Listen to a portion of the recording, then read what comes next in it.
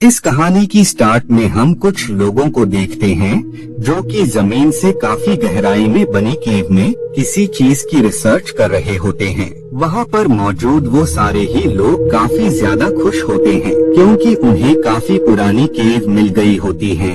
कुछ टाइम बाद ही उस केव से काफी अजीब तरीके की आवाजें आने लगती हैं, जो कि वाकई काफी खौफनाक होती हैं। उसके अगले पलों बाद ही वहाँ पर काफी सारे बैट्स जैसे दिखने वाले क्रीचर आ जाते हैं, जो कि एक आम बैट के कंपैरिजन में काफी ज्यादा बड़े थे। वो बैट उस टीम के लोगों पर अटैक कर देते हैं और देखते ही देखते उन सबको मार डालते हैं। सीन चेंज हो जाता है और अब हम एक लड़की एली को देखते हैं, जिसका काफी बच्चे मजाक बना रहे होते हैं क्योंकि उस लड़की को प्रॉब्लम होती है कि उसे कुछ भी सुनाई नहीं देता था, जिस बात का ही वो बच्चे मजाक बना रहे होते हैं। एली उन बच्चों पर ज्यादा ध्यान नहीं देती है और वो वहाँ से निकलकर घर में आ जाती है। एली अपने फैमिली मेंबर्स से साइन लैंग्वेज में बातें किया करती थी। उसके फैमिली मेंबर्स भी वक्त के साथ उसकी बातें समझने लगे थे।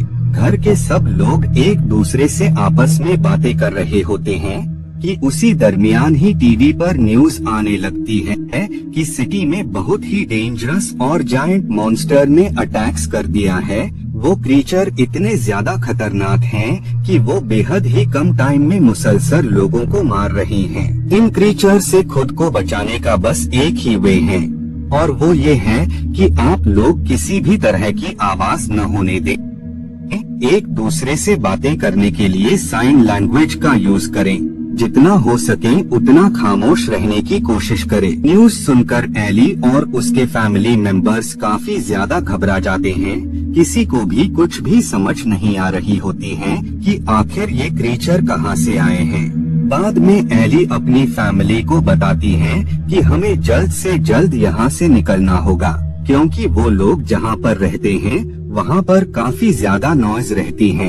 अब क्योंकि वो क्रिएचर्स आवाज की तरफ अट्रैक्ट होते हैं, जिस वजह से वो जीव आज नहीं तो कल जरूर ही उनके एरिया में आएंगे और वो मुसलसल लोगों को मारकर उन्हें खत्म कर देंगे। एली की बातों से वो सब अग्री होते हैं, जिस वजह से वो खामोशी से यानी बिना कोई आवाज किए वहाँ से निकलने लगते हैं। उन लोगों के साथ उनका नेबर भी जाने का डिसाइड करता है और अब ये सारे लोग कंट्री साइड की तरफ बढ़ने लगते हैं।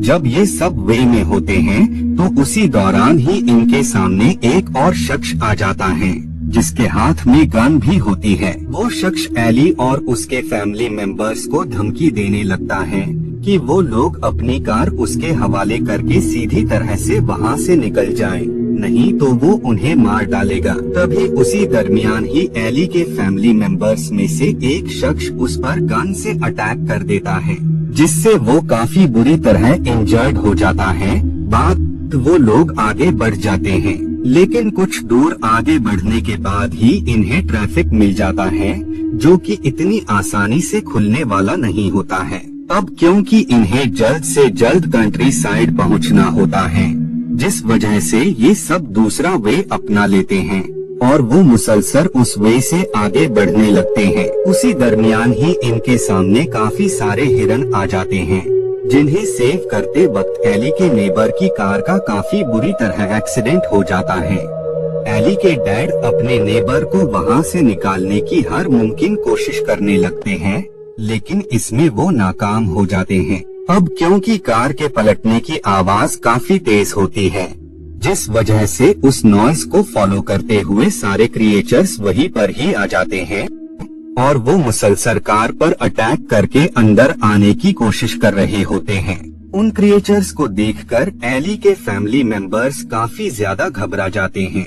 उनके पास जो डॉग होता है वो उन्हें देखकर काफी तेज बार्क करने लगता है। उसी दरमियान एली का नेबर गन से फायर करने लगता है ताकि उस गन की वजह से काफी तेज नॉइस क्रिएट हो और वो क्रीचर उन्हें छोड़कर उसकी तरफ आ जाएं। नॉइस को फॉलो करके ये सब उस शख्स की तरफ आ जाते हैं और वो उस पर अटैक कर उसे बुरी तरह मार डालते हैं। इधर एली के पेरेंट्स अच्छा मौका देखकर डॉग को कार से बाहर कर देते हैं, क्योंकि वो डॉग लगातार बार्क करता जा रहा था। उस डॉग वजह से वो क्रीचर दोबारा से इन पर अटैक कर सकते थे, जिस वजह से वो सब अपनी लाइफ सेव करने के लिए डॉग का सैक्रिफाइस कर देते हैं।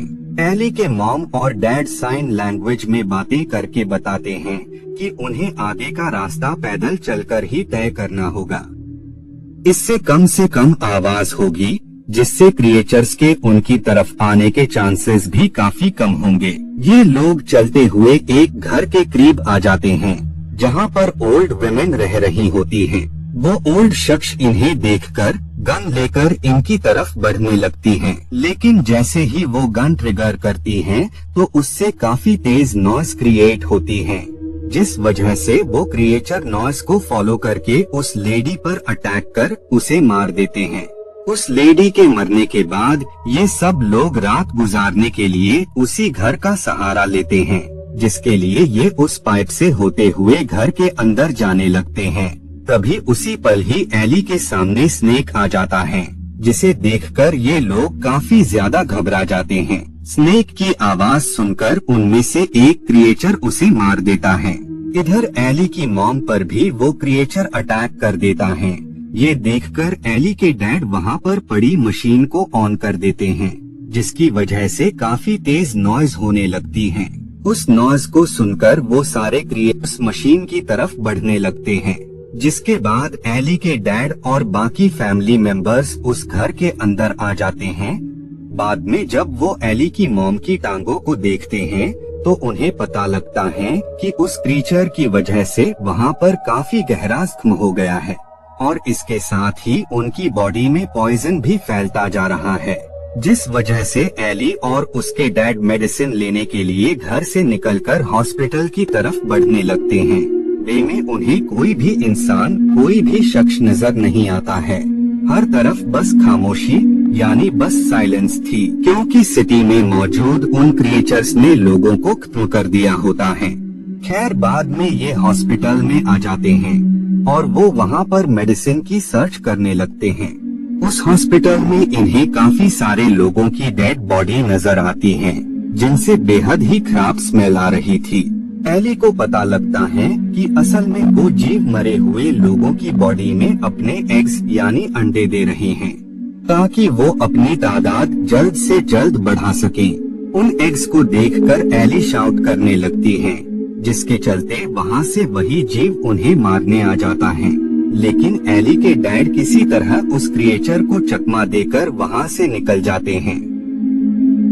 जब ये बाहर आते हैं तो उसी दरमियान ही इनके सामने एक प्रीस्ट आ जाता है, जो कि इन्हें बताता है कि ये लोग उसकी टीम में शामिल हो जाएं, यानी वो लोग उसे ज्वाइन कर लें। लेकिन एली के डैड उसे इस बात के लिए इनकार कर देते हैं और वो वहाँ से निकल जाते हैं।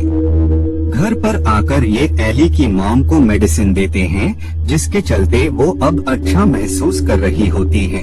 नाइट में एली अपने फ्रेंड से चैटिंग कर रही होती है।